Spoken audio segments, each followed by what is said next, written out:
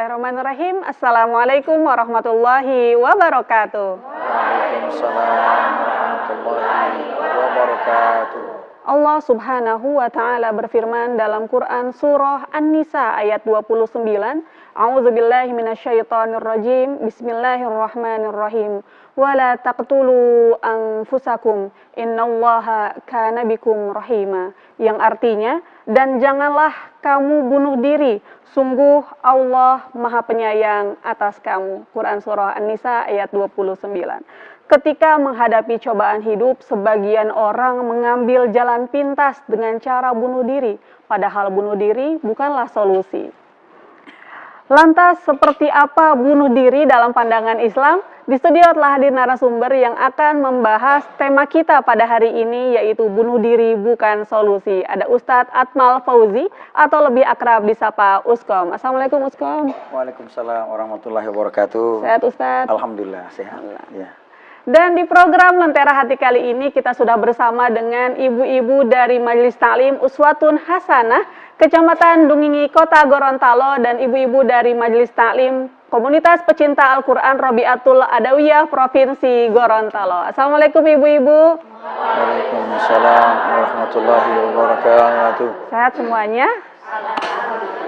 Alhamdulillah. Bagi pemirsa di rumah yang ingin bergabung atau berpartisipasi di program Lentera Hati, bisa menghubungi kami di line telepon 0811 430 1155 atau meninggalkan pertanyaan di kolom komentar live streaming YouTube TVRI Gorontalo. Baik Ustadz, tema kita pada hari ini ngeri-ngeri sedep tentang bunuh diri. Kira-kira bunuh diri menurut pandangan Islam itu seperti apa Ustadz? Tafadhol. Baik. Assalamualaikum warahmatullahi wabarakatuh. Waalaikumsalam warahmatullahi wabarakatuh. Alhamdulillahi hamdan syukran katsiran tayyiban mubarakan fih. Asyhadu an la ilaha illallah wahdahu la syarikalah wa asyhadu anna Muhammadan abduhu wa rasuluhu mab'usun rahmatan lil alamin. Yang saya hormati ibu-ibu majelis ta'lim yang sungguh luar biasa yang ada di stasiun TVRI saat ini. Yang saya hormati para pemirsa TVRI dimanapun berada yang lagi menonton, baik di kendaraan, di rumah maupun di kantor. Insya Allah kita semua yang ada pada saat ini adalah bagian daripada hamba Allah yang senantiasa terus bersyukur. Amin. Salawat dan salam tak lupa kita haturkan kepada junjungan kita Nabiullah Sayyidina Muhammad Sallallahu Alaihi Wasallam. Ketika kita berbicara tentang bunuh diri, ini adalah suatu perbuatan yang sudah mendahului daripada ketetapan Allah. Sebagaimana banyak dalil-dalil yang menegaskan terkait dengan larangan untuk bunuh diri. Salah satunya tadi yang dikumandangkan tadi di dalam Al-Quran, surah An-Nisa ayat 29, wala taqtulu anfusakum. Janganlah engkau membunuh dirimu sendiri. Karena apa? Ketika kita sudah melakukan bunuh diri, ya bunuh diri ini kan bukan hanya terfokus pada gantung diri. Banyak bunuh diri ini. Ada gantung diri, menembakkan dirinya sendiri, menabrakkan dirinya kepada rel kereta api, pada kendaraan, kemudian menjatuhkan dirinya dari ketinggian. Dan bahkan kejadian ini juga pernah ada pada saat di masa Rasulullah SAW. Karena fatalnya bunuh diri ini, Rasulullah tidak mau menyolatkan orang yang mati bunuh diri. Nah ini ya. Ketika disampaikan kepada Rasulullah bahwa ada orang yang datang mati dengan busur panah itu mengenah dadanya. Semua bercerita bahwa ini mati di medan pertempuran, bahwa dia bagian garda terdepan, dan dia mati sudah jelas mati syahid, kata sahabat pada waktu itu. Kemudian Rasulullah mengatakan, sungguh dia adalah ahli neraka. Bayangkan. Akhirnya sahabat bertanya, pada saat itu Sahal bin Said mengatakan, ketika kami sudah berperang, berjihad ini, yang sudah sedemikian itu bukan dikatakan syahid. Lantas yang bagaimana yang dikatakan sebagai syahid ini?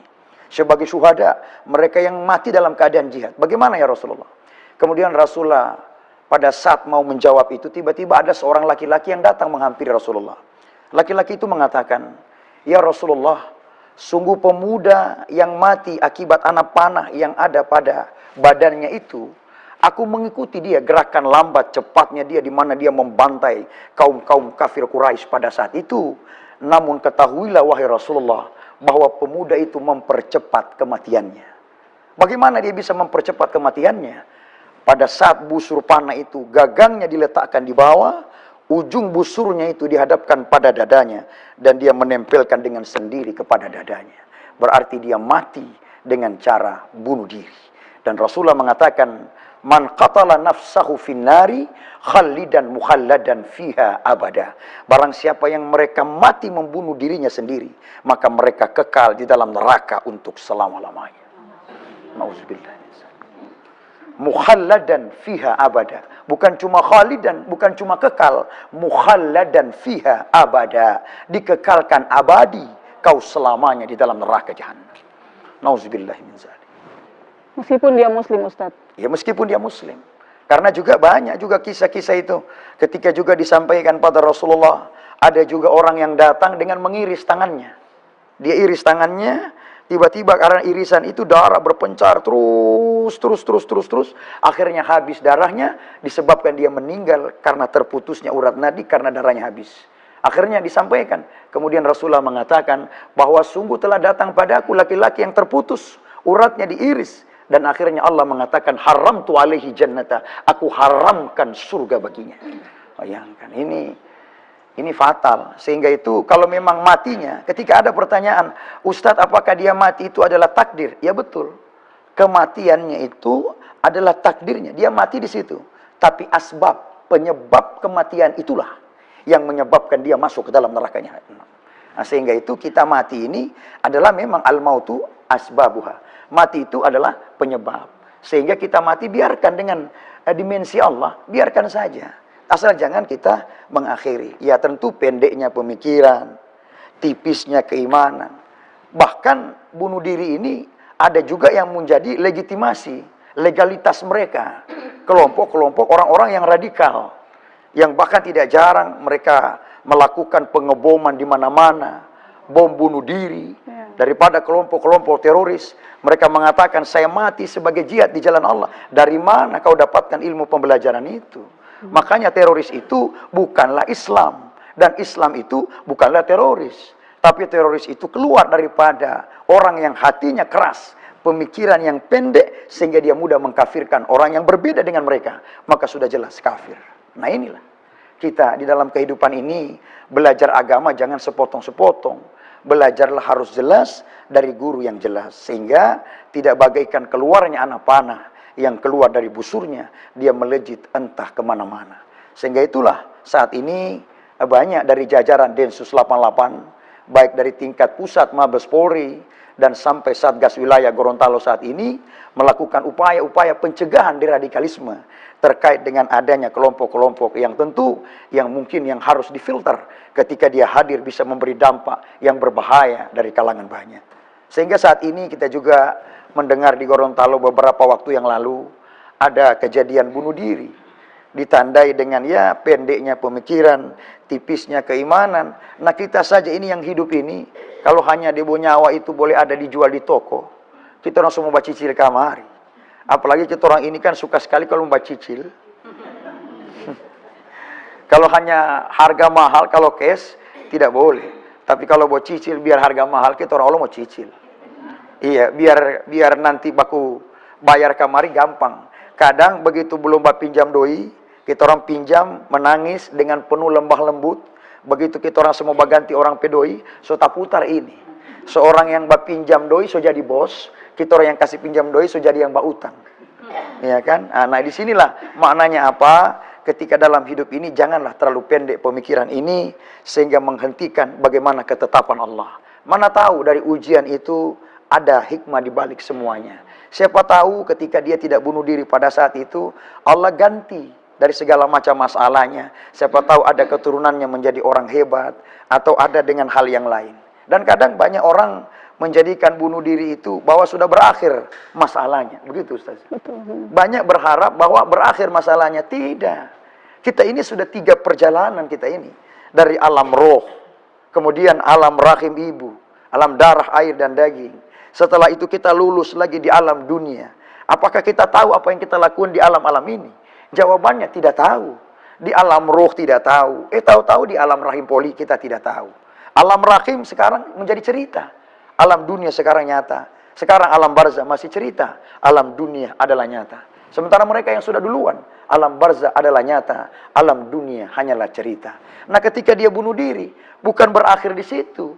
Ingat, kehidupannya berakhir, tapi perjalanan kita masih ada. Ada alam barzah, ada alam mizan, ada alam sirat, masih ada alam-alam lainnya yang akan kita lewati. Nah, dia buka permasalahan baru. Dan tentu orang yang dia tinggalkan orang tua akan menambah kegelisahan. Apakah orang tua nanti akan stres, ya Allah kenapa anakku bunuh diri? Apakah ada hal-hal yang keliru? Apakah saya salah, ya Allah? Nah, itu. Dan sekarang orang mau mencari yang instan itu, yang kadang dia halalkan. Padahal bunuh diri ini termasuk salah satu yang dilarang oleh Allah Subhanahu wa Ta'ala. Baik Ustadz, seperti hadis yang tadi Ustadz sampaikan bahwa pelaku bunuh diri itu tempatnya kekal di neraka. Apakah makna hadis ini mutlak secara tersurat seperti itu atau memang ada khilaf perbedaan pendapat ulama? Itu sabda Rasulullah. Dan saya kira terkait dengan bunuh diri ini, pendapat ulama itu sepakat dengan apa yang disampaikan oleh Rasulullah SAW. Karena ketika kita berpegang teguh pada Al-Quran dan Sunnah, maka tentu akan jelas maknanya. Sehingga kembali kepada ketetapan Allah, itu tentu ada hal yang berbeda. Karena saya pernah mendengar curhatan seorang teman begini Ustaz. Saya memiliki seorang suami dan beliau adalah seorang mu'alaf. Masya Allah, sholatnya rajin, rumah tangganya harmonis. Tiba-tiba meninggal dalam keadaan bunuh diri dengan cara bunuh diri. Akhirnya ini teman saya ini, bagaimana status suami saya? Apakah saya akan tetap bisa bersamanya di akhirat kelak? Kemudian bagaimana cara saya mendoakan beliau seperti itu? Iya, baik. Terkait dengan dia baik perjalanan itu, tiba-tiba ada keburukannya, itu kita kembali semua hak prerogatif Allah.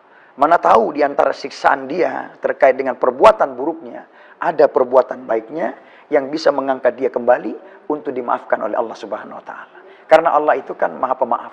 Allah itu Maha Rahman dan Rahim. Allah itu 10 kesalahan manusia. Tapi ada satu kebaikan manusia. Terhapus kesalahannya karena satu kebaikan. Itu Allah. Tapi kalau manusia lain, 10 nganape baik. Tapi ada satu nganape salah. Maka tak hapus nganape baik. Gara-gara satu nganape salah. Tak gulung ngana uti. Biar nganape baik banyak. Bagaikan nila setitik. Dapat merusak susu sebelahnya. Saya kira itu. Saya kira Ustadz di sini pentingnya makna kepedulian Ustadz ya. Sering peduli dan kalau boleh kita orang tua ini jadilah pendengar yang baik dulu. Mendengar dulu. Apa keluhannya? Apa masalahmu nak hari ini? Apakah kau ada kendala nak hari ini? Makanya biasakan setiap hari itu sempatkan bertanya. Itu saya setiap hari ketika anak saya pulang dari madrasah aliyah, sanawiyah, ibtidaiyah, tiga pulang, saya walaupun tidak harus bertanya, saya sempatkan apa masalah hari ini, nak? Pelajaran apa hari ini, nak? Setidaknya dia merasakan bahwa Masya Allah, saya tidak sendiri ketika ada apa-apa, berarti masih ada orang tua saya, masih ada ayah saya yang sayang pada saya. Nah, terkadang orang tua itu begitu sibuknya dengan pekerjaannya, ibunya begitu banyak urusannya, anaknya ini terlantar. Padahal anak ini adalah merupakan tanggung jawab. Wa mal malu wal banuna illa wadha'i. Harta dan anak-anak adalah suatu titipan dari Allah. Dan suatu saat titipan itu akan diambil oleh yang empunya, oleh Allah Subhanahu wa Ta'ala. Sehingga menjadi tanggung jawab kita bagaimana kita mendidiknya, menjaganya, mengasuh, dan tentu memberikan hal yang terbaik bagi mereka. Bagaimana dengan orang-orang yang tertutup Ustadz? Dia tidak mau bercerita, tiba-tiba dar gitu kematiannya itu dengan cara bunuh diri itu kan. Nah itulah dia, makanya kalau takdir itu ada beberapa macam takdir. Ada yang disebutkan dengan takdir ikhtiar. Takdir ikhtiar itu adalah takdir yang dari pribadi. Kita makan setiap hari itu kita. Misalkan ada di sini ibunda saya semua ini, sahabat-sahabat kami semua yang luar biasa. Kita hari ini mau makan dengan tidak, itu ikhtiar kita. Misalkan pagi ini mau makan, berarti kenyang sehat. Saya tidak mau makan ini, gara-gara saya pakai lipstik ini tidak cocok dengan saya pakai warna jilbab ini. Saya tidak mau makan ini gara-gara saya pakai alis mata belum tak bagus, masih baru atur kamar, saya potong kamar setengah. Biar dulu saya. Itu ikhtiar. Kita yang berbuat gitu. Ikhtiar. Ada juga takdir mutlak. Mutlak itu yaitu lahir, kematian, itu tidak bisa. Ada juga takdir mu'allaq. Takdir mu'allaq itu adalah takdir yang bisa kita ubah dengan doa kita, ya, dengan kita minta. Ada kisah ketika orang yang sudah malamnya itu sudah mau dicabut nyawanya. Ketika pemuda itu datang kepada Nabi Ibrahim mengatakan, wahai Ibrahim, besok saya akan melangsungkan pernikahan. Akhirnya setelah dia sampaikan begitu, tiba-tiba malaikat maut datang. Malaikat maut bertanya, wahai Ibrahim, siapakah laki-laki yang datang padamu tadi? Apa jawab Nabi Ibrahim? Dia adalah temanku sekaligus sebagai muridku. Apa katanya? Dia mengatakan bahwa besok pagi saya akan melangsungkan pernikahan. Apa kata malaikat maut? Wahai Ibrahim, sungguh pemuda itu malang nasibnya, dia tidak akan sampai besok pagi lagi umurnya. Nah, Nabi Ibrahim ini kaget. Ini saya mau beritahu kepada pemuda tadi, ini berita tidak enak ya Allah. Saya mau sampaikan, karena dia pamit mau izin mau menikah besok. Nah, saya mau sampaikan umurmu tidak akan sampai besok. Kira-kira bagaimana ini? Akhirnya Nabi Ibrahim membiarkanlah berita itu tidak mau disampaikan pada pemuda. Hari berganti hari, minggu berganti bulan, berganti tahun. Pemuda itu sampai di usia 70 tahun. Masya Allah. Masya Allah. Akhirnya Nabi Ibrahim teringat peristiwa itu. Apakah malaikat maut ini berdusta kepada saya? Akhirnya Nabi Ibrahim bertanya, wahai malakul maut, apakah kau berdusta dengan kau mengatakan bahwa pada malam itu kau akan mencabut nyawanya sehingga pemuda tidak sampai esok hari untuk pernikahan dia? Apakah kau berdusta? Apa jawab malaikat maut? Wahai Ibrahim, sungguh saya tidak pernah lalai melaksanakan perintah Allah. Saya tidak pernah lalai di dalam melaksanakan semua Allah perintahkan. Ketika diperintahkan cabut, maka saya cabut nyawanya pada malam itu. Nabi Ibrahim bertanya, lantas apa yang menyebabkan kau menunda untuk mencabut nyawanya atas perintah Allah? Apa jawab daripada malaikat maut? Sungguh pemuda itu, sebelum besok dia nikah pada malamnya, dia bersedekah dengan hartanya.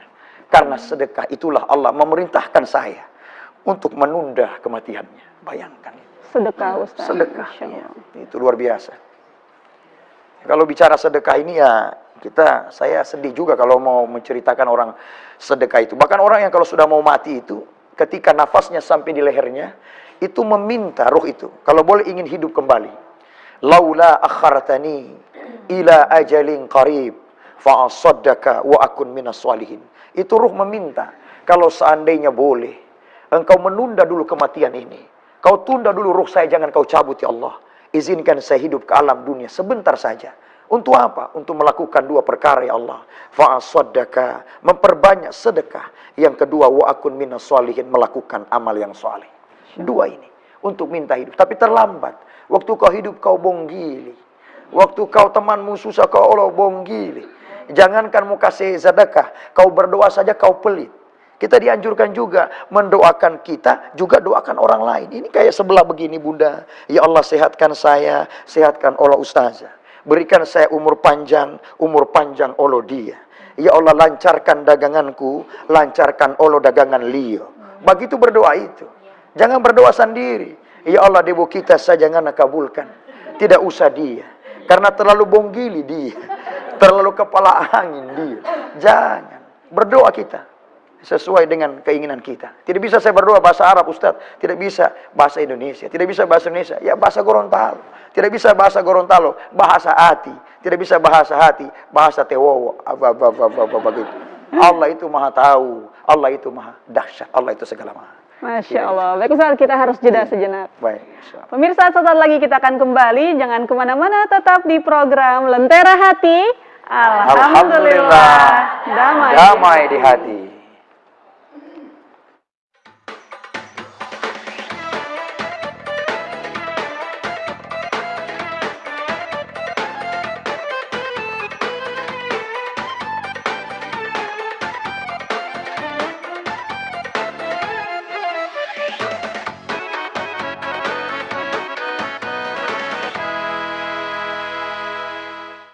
Pemirsa, kembali lagi di program Lentera Hati. Alhamdulillah, damai di hati. Bagi pemirsa di rumah yang ingin bergabung atau berpartisipasi di program Lentera Hati, bisa menghubungi kami di line telepon 0811-430-1155 atau meninggalkan pertanyaan di kolom komentar live streaming YouTube TVRI Gorontalo. Baik Ibu-Ibu, sekarang kita berada di sesi tanya jawab. Bagi yang ingin bertanya, disilakan. Silakan Ibu. Assalamualaikum warahmatullahi wabarakatuh. Waalaikumsalam warahmatullahi wabarakatuh. Nama saya Kartin Rauf dari Majelis Taklim Rabiatul Adawiyah Provinsi Gorontalo. Saya datang dengan dua pertanyaan Ustadz. Yang pertama, tadi Ustadz mengatakan bahwa orang bunuh diri tempatnya itu di neraka, kekal di dalamnya. Nah, apakah tidak bertentangan ini kalimat atau potongan firman ini dengan innallaha ghafurur rahim? Seberapa banyak pun dosa hambanya, pasti kalau dia muslim akan diampuni segala dosanya. Itu satu, Ustadz. Yang kedua, apakah umumnya orang yang bunuh diri banyak dari kalangan awam? Artinya dia mungkin belum sampai ke dirinya bahwa bunuh diri itu dosa. Nah, kira-kira apa tugas kita sebagai orang yang tahu, yang misalnya dari kalangan ustadz, ulama, habaib, atau orang yang pintar tentang agama, kira-kira apakah kita tidak kena dia punya dosa karena mungkin tidak menyampaikan bahwa ini adalah dosa. Terima kasih. Assalamualaikum warahmatullahi wabarakatuh. Waalaikumsalam warahmatullahi wabarakatuh. Baik, terima kasih Ibu Kartin Rauf. Baik Ustadz, ada 2 pertanyaan. Pertanyaan pertama, pelaku bunuh diri kekal di dalam neraka itu dalam hadis. Seolah-olah hadis ini bertentangan dengan dalil atau ayat Al-Quran innallaha ghafurur rahim. Bagaimana Ustadz? Baik, yang disampaikan tadi, man qatala nafsahu finnari khalidan mukhalladan fiha abada. Barang siapa yang mereka mati membunuh dirinya, maka mereka kekal di dalam neraka untuk selama-lamanya. Itu Rasulullah SAW yang bersabda. Terlepas dengan Ghafurur Rahim, Allah Maha Pengampun, itu adalah hak prerogatif Allah. Tidak ada kemungkinan dan tidak ada yang tahu ketika ada di antara perbuatan buruknya ada baiknya. Pada saat dia diproses dengan terkait bunuh dirinya, Allah memaafkan dia dan Allah memindahkan dia masuk ke dalam surganya Allah Subhanahu wa taala. Sehingga itu merupakan hak prerogatif Allah. Sehingga Rasulullah SAW bersabda adalah bagaimana referensi dia pada saat itu ketika ada yang terjadi bunuh diri, agar menjadi penyampaian bahwa terkait bunuh diri itu tidak dibenarkan. Sehingga janganlah mereka orang-orang yang pemikiran pendek itu sehingga mudah menghalalkan bahwa bunuh diri itu seolah-olah benar. Sehingga itu penekanannya di dalam hadis Nabi itu menekankan bahwa ketika kau masih bisa hidup berusaha, maka biarlah kau hidup sesuai dengan dimensi yang Allah kehendaki. Sehingga tidak mudah, bahwa agar tidak mudah kau mengakhiri hidupmu sendiri. Itu maknanya. Ya, terima kasih, luar biasa. Kemudian yang kedua? Kedua, tugas kita sebagai orang yang paham. Baik. Memberikan pesan. Edukasi, ya. Terima kasih, pertanyaan yang luar biasa ini, Bunda. Jadi terkait tugas kita, saya ini sejak beberapa kali setiap dimanapun saya ceramah, saya selalu mengedukasikan itu, menyampaikan itu, sehingga orang-orang bisa membuka pemikiran, oh ternyata begini, oh ternyata seperti ini, ternyata ada firman Allah, ternyata ada hadis, ternyata semua penekanan-penekanan itu tidak ada yang membenarkan terkait dengan bunuh diri ini. Nah, sehingga itulah saya, keseharian saya sebentar juga habis ini saya ceramah lagi, malam saya ceramah lagi, saya selalu menitipkan itu. Bahwa janganlah kita pendek pemikiran, tipis keimanan, bagaimana solusinya? Nah, mari kita bersama-sama orang tua, dan tentukan bukan hanya tugas ustadz saja, tugas orang tua, mari membekali anak-anak kita. Janganlah kita hanya memberikan handphone saja keseharian mereka. Sempatkanlah waktu sehari itu, minimal ada waktu untuk edukasi antara orang tua, ibu. Karena ketika kau biarkan dia sendiri, maka nanti anakmu akan mengambang sendiri, dan tentu dia bahkan tidak salah, bahkan tidak bisa saja dia akan melakukan hal-hal yang nekat untuk mengakhiri hidupnya sendiri. Apalagi sekarang media sosial ini kan rawan juga ini. Betul. Jadi sekali tekanan bisa membunuh orang yang lain. One click killer, satu tekanan bisa membuat orang itu mati. Kadang-kadang ada pesan-pesan pendek yang mungkin dia pada saat dia menerima tiba-tiba dia stres, blank, langsung dia baca itu, akhirnya tahu-tahunya dia sudah kita lihat tidak bernyawa. Sehingga itu menjadi tugas kami juga sebagai aparat polisi, di mana-mana kami kemarin kejadian juga ada di Bone Bolango. Kami lakukan upaya-upaya baik dari tingkat Kapolres Bone Bolango kami, kemudian terus sampai jajaran kami sebagai Kasat Bimas, terus semua Babin Kaptibmas untuk semua menyampaikan di mana wilayah-wilayahnya. Dan kami ceramah hampir di mana-mana, kami juga menyampaikan pesan itu. Dan kami juga buat video, dan kami share kemana-mana. Agar apa? Menjadi sampai bagi orang tua, untuk mendengarkan, memperlihat kepada anak, ini loh nak. Bukan berakhir kau di dunia saja nak. Tapi ketika kau mati, kau buka lembaran baru nak. Kau buka permasalahan baru di sana. Dan tentu urusan kita belum selesai. Dan justru ketika dia mati bunuh diri, orang tuanya bagaimana keadaannya? Pasti sedih. Yang kedua, teman keluarganya belum menerima. Ya Allah, kenapa ngana begini? Apa masalahmu? Siapa tahu ada orang di sebelahnya mungkin masalah apa, utang kecili, nanti kita orang yang ini. Kemudian ada lagi masalah pinjaman online itu. Nah itu, hati-hati. Kan kita bisa melihat secara akal, masa kita pinjam uang, terus orang itu mau suruh kirim uang, kan begitu. Itu begitu kejadiannya. Dia pinjam uang, tapi disuruh transfer dulu. Begitu dia transfer, sudah diblokir oleh orang itu. Akhirnya sudah kena tipu, streslah dia. Akhirnya ambil pemikiran itu. Wallahu a'lam bishawab. Kasih banyak, Bu. Yeah. Baik, insya Allah bermanfaat Ibu Kartin. Yeah. Selanjutnya masih ada yang bertanya, silakan Ibu. Assalamualaikum warahmatullahi wabarakatuh. Waalaikumsalam warahmatullahi wabarakatuh. Perkenalkan, nama saya Ibu Yuli Ali dari Majelis Taklim Uswatun Hasanah, Kecamatan Dunginge. Pertanyaan saya, Ustadz, saya cuma mau tanya, mana di antara dua ini yang termasuk dosa yang paling besar? Iya. Bunuh diri atau murtad? Masya Allah. Atas penjelasan dari Pak Ustadz, saya ucapkan banyak terima kasih. Assalamualaikum warahmatullahi wabarakatuh. Waalaikumsalam. Ya, luar biasa ini. Dosa yang paling besar tidak ada yang menandingi itu adalah murtad. Murtad itu, ya, itu lebih besar itu, lebih dahsyat dosanya. Ya. Bunuh diri itu adalah terkait dengan perilaku dia sendiri yang mengakhiri hidupnya seolah-olah tidak percaya dengan Allah. Tapi kalau murtad, dia keluar daripada keislamannya, dia keluar dari ketaatannya. Sehingga itu kalau ada orang tua kita yang sudah meninggal dunia itu, ibaratnya dia berpesan, wahai anakku Atmal, ayah saya sudah tiada. Wahai anakku Atmal, aku dulu anak ke sana. Nanti kelak kau akan menyusulku nantinya. Tapi pesan ayah, jangan pernah kau ganti tiketmu agar kita sampai pada tujuan yang sama. Kalau kita ganti tiket, mau sampai tujuan kira-kira, nah itu kan tidak sampai. Misalkan orang tua naik lain pergi di Jakarta, saya rubah Garuda, lain penerbangan, tapi tidak akan sampai di situ. Ustadz, apakah kalau saya berdoa itu kira-kira akan dikabulkan Allah? Berdoa dulu, ikhtiar dulu. Allah tidak membuat kau susah. Bagaikan Siti Hajar harus lari antara bukit Safa dan Marwah. Apakah Allah membuat dia susah agar dia lari dulu? Bukan begitu maksud Allah. Agar ikhtiar dulu wahai Siti Hajar. Di balik usahamu, yakinkan ada Allah di akhir ceritanya. Setelah dia lelah lari ke sana kemari, dipukul kaki oleh Ismail, keluar air Zam-Zam yang saat ini kita nikmati. Bayangkan itu. Apakah Allah membuat ketakutan Nabi Ibrahim?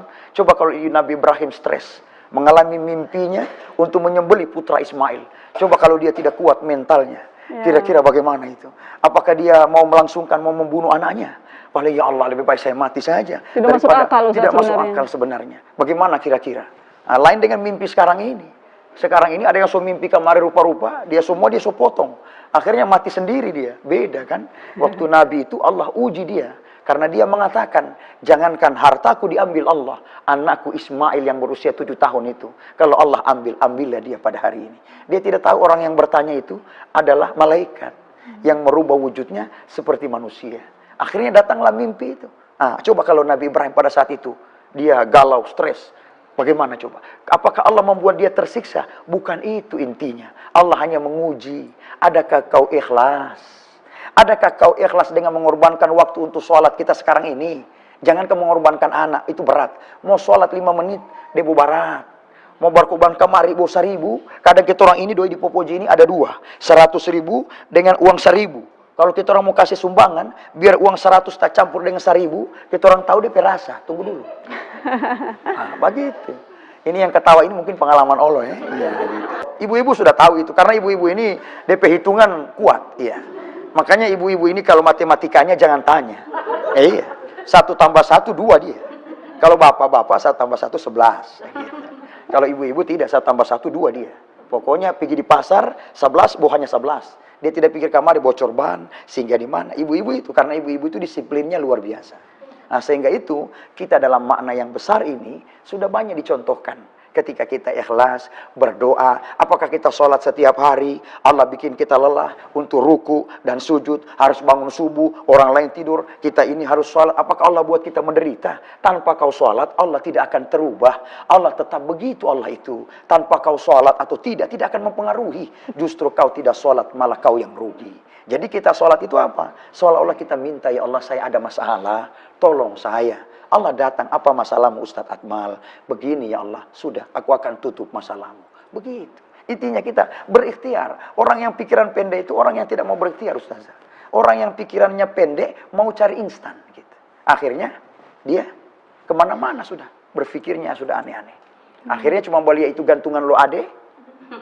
Dia kekir bagaimana kira-kira ini bagus. Dia bergantung akhirnya habis. Nah, yang matinya itu adalah takdir yang Allah. Sudah memang matinya dia. Gitu. Caranya, asbabnya, penyebab kematiannya itulah yang menjadi masalah. Mengapa kau mengakhiri? Itu katanya, ya kan? Sehingga itu haram tu alaihi jannata. Allah haramkan surga baginya. Gitu. Karena apa? Apa kata Allah? Karena dia sudah mendahului ketentuanku. Padahal mungkin itu orang ini kalau hanya mau mati sekarang, boleh kan begitu? Ibaratnya begitu kan? Nah gitu. Nah apakah kita harus mau mati tanpa kehendak Allah? Biarkan saja. Nah orang yang lain sakit ulang-ulang dia mau sehat. Nah bagaimana ada kasihan orang? Berarti Ustadz tidak perlu ada kematian. Bukan begitu. Kullu nafsin za'iqatul maut. Setiap makhluk bernyawa pasti mengalami yang namanya kematian. Asal asbabnya itu sesuai dengan takdir kehendak Allah. Coba kalau tidak ada kematian Allah. Bagaimana ada ibu-ibu yang beberapa hari yang lalu oma-oma yang kita dengar beritanya ditabrak oleh mobil, terlempar, dia jatuh ke sungai, di bawah jembatan. Bagaimana di puncak rasa sakit saat itu. Coba kalau tidak ada kematian, bagaimana kira-kira? Allah selamatkan dari rasa sakitnya. Coba kalau tidak ada kematian, ada orang gila. Hilang akalnya hati Allah. Pakai baju, dia lupa dirinya. Dia lupa keluarganya, dia lupa pulang rumah. Hanya makan dari kotoran sampah, minum dari kencing orang. Coba kalau tidak ada kematian. Apakah kita mau dia gelisah, dia gila sepanjang masa? Kita Allah jawab hati Allah, tidak mau Ustadz. Makanya ada kematian itu adalah akhir daripada penderitaan. Akhir daripada perjalanan kehidupan. Tapi bukan akhir dari perjalanan kita. Kita ini belum berakhir. Ini ruh kita ini masih akan terus. Gitu. Nanti akan ditanyakan apa yang kau lakukan di dunia. Saya mati bunuh diri. Akan dihadapkan nanti. Ada yang mati bunuh diri. Ada yang gantung diri. Ada yang menembakkan dadanya. Kemudian ada yang membenturkan kepalanya. Ada yang dia jatuh. Bahkan ada yang pergi berperang Ustazah. Menyatakan dia berperang di jalan Allah. Setelah dia pergi ke sana. Tahu-taunya dia lari. Menjadi apa? Pengkhianat. Ya. Lari, dihadang oleh musuh. Dibunuh. Orang mengira bahwa dia mati syahid. Padahal bukan itu. Padahal dia mati sia-sia. Itulah dampak masalahnya ketika mati bunuh diri itu. Ya. Baik Ustaz, masih berhubungan dengan pertanyaan Ibu Yuli tadi, murtad. Bagaimana dengan seorang anak yang akhirnya dia mu'alaf, gitu ya? Ketika orang tuanya meninggal, apakah doa dari anak yang mu'alaf ini sampai kepada orang tuanya yang masih non-muslim, Ustaz? Iya, terkait dengan doa itu kan ketika dikabul dan tidaknya itu adalah hak prerogatif Allah. Intinya kita adalah bagian berdoakan saja. Banyak kejadian begitu. Contoh istri saya juga adalah seorang mu'alaf. Ya, istri saya Cina masuk Islam. Ya, satu keluarga. Sehingga saya setiap mengajarkan dia setiap hari, namanya adalah Maria. Maria Francisca namanya. Jadi kalau di rumah itu Ustadz Akmal, istri saya Maria. Karena memang dia mu'alaf. Cina masuk Islam. Nah, sehingga itu ada doa-doa yang dia bacakan, yang saya latihkan. Kemudian ada juga orang ketika doa itu kebaikan, maka kita yakin insya Allah doa itu akan sampai kepada orang yang kita doakan. Walaupun non-muslim Ustaz. Ya, namanya doa itu kan kita aturkan semua kepada yang kuasa. Karena Allah itu satu saja. Qul huwallahu ahad, Allah itu esa. Allah itu satu. Dan siapapun itu, dan Allah itu tetap satu yang memberikan.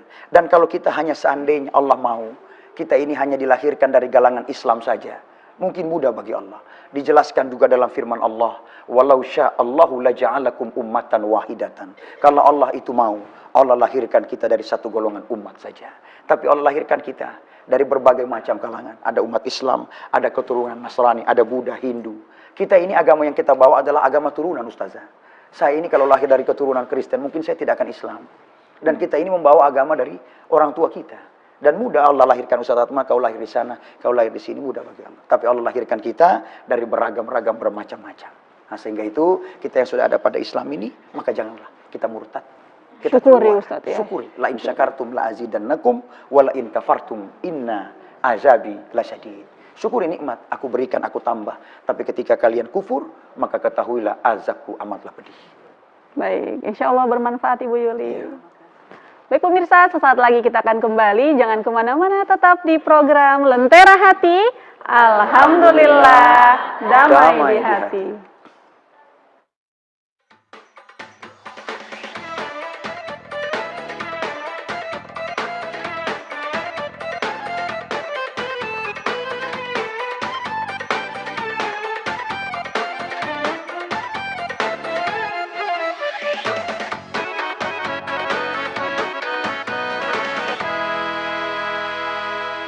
Mirsa, kembali lagi di program Lentera Hati.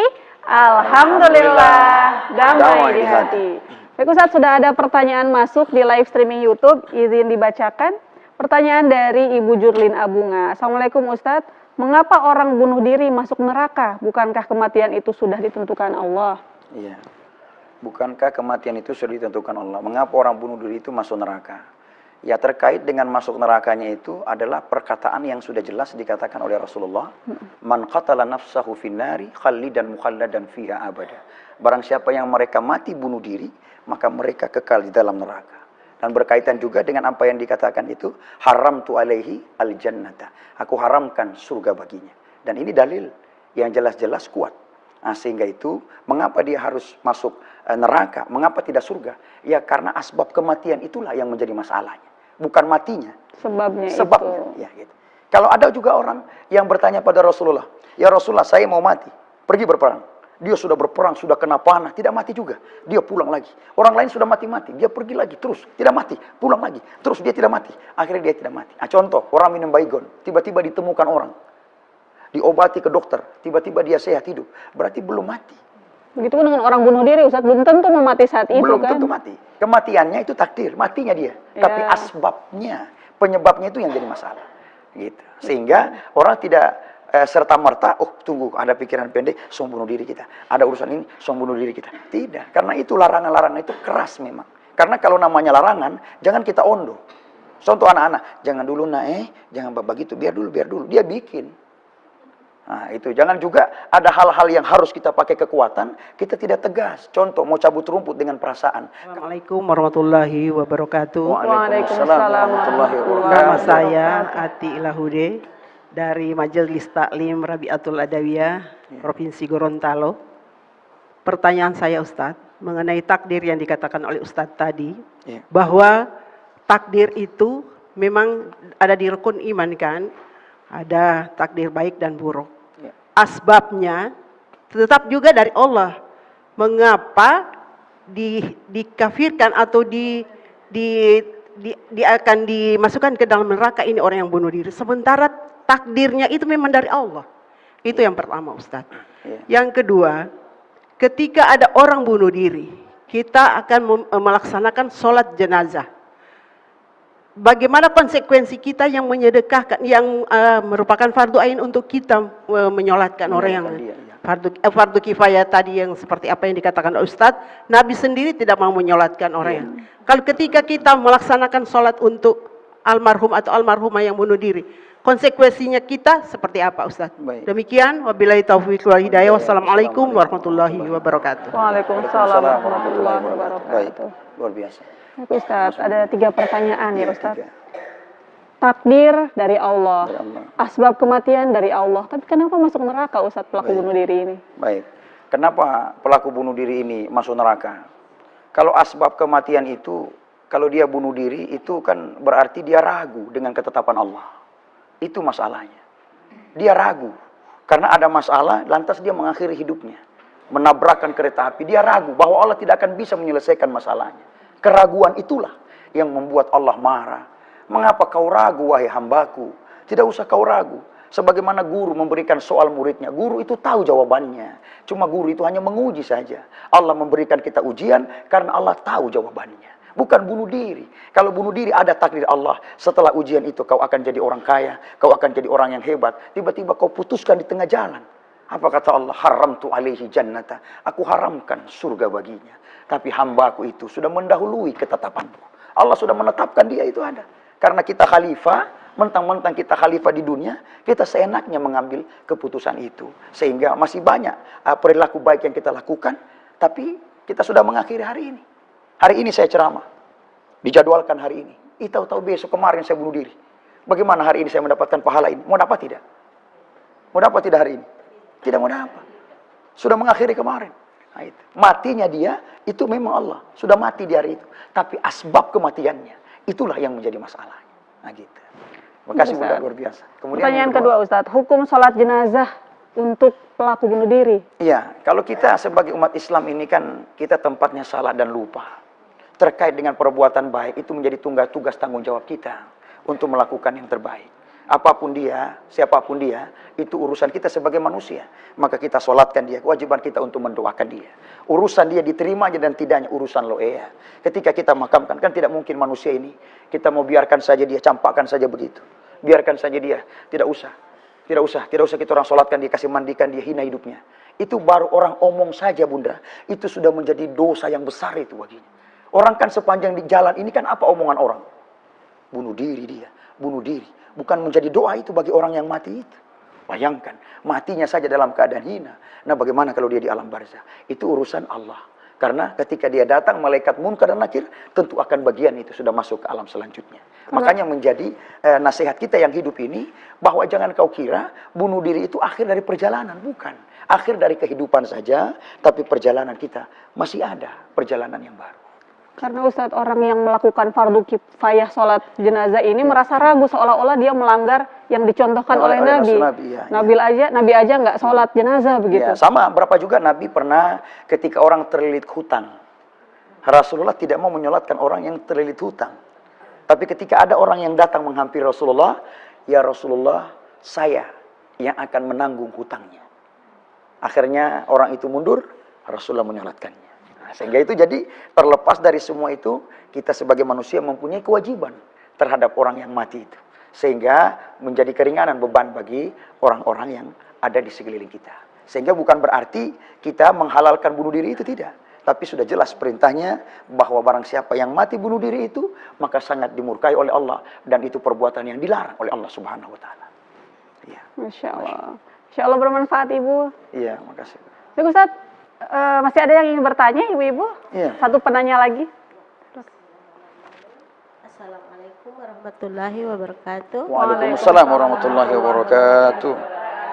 Nama saya Hastin Olii dari Majelis Taklim Uswatun Hasanah. Iya. Pertanyaan saya Pak Ustadz, bagaimana kalau anak kecil dianiaya, dibunuh sampai meninggal?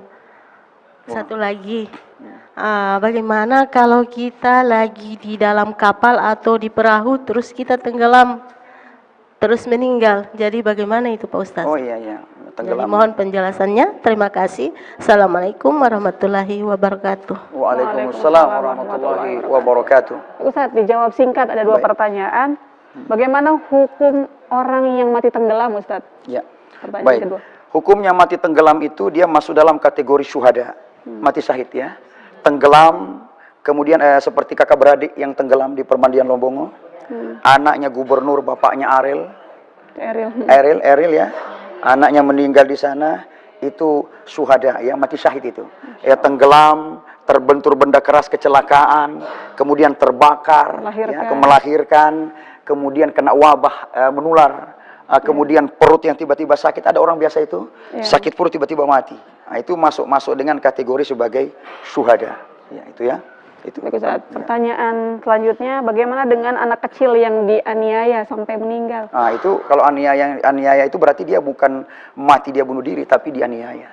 Sungguh dosa besar mereka yang melakukan pembunuhan itu, dan anak yang mati itu adalah tempatnya insya Allah surganya Allah Subhanahu Wa Taala. Itu luar biasa, ya masya Allah, ya. Baik. Luar biasa. Insya Allah bermanfaat Ibu.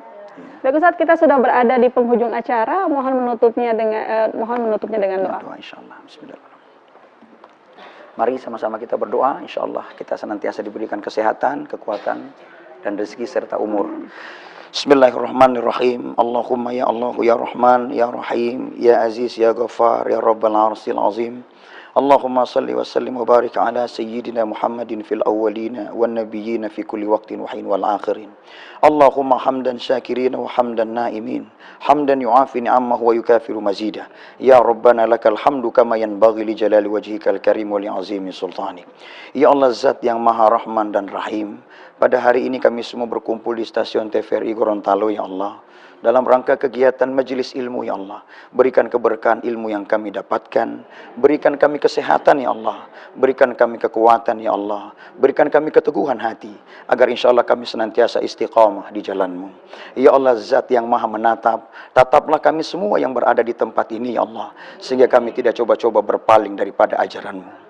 Ya Allah, zat yang maha mengabulkan, kabulkanlah segala doa dan permohonan kami, ampunilah segala dosa dan kesalahan kami.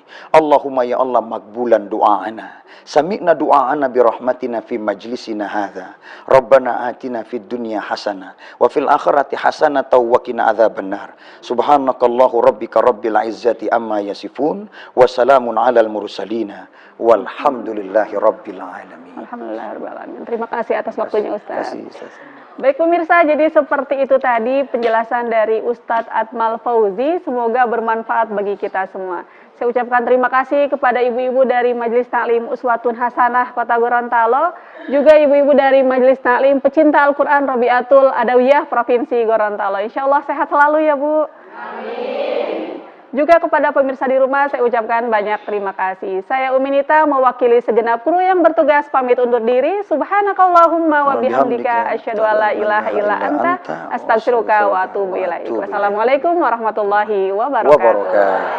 Waalaikumsalam warahmatullahi wabarakatuh. Lentera hati, Alhamdulillah damai di hati.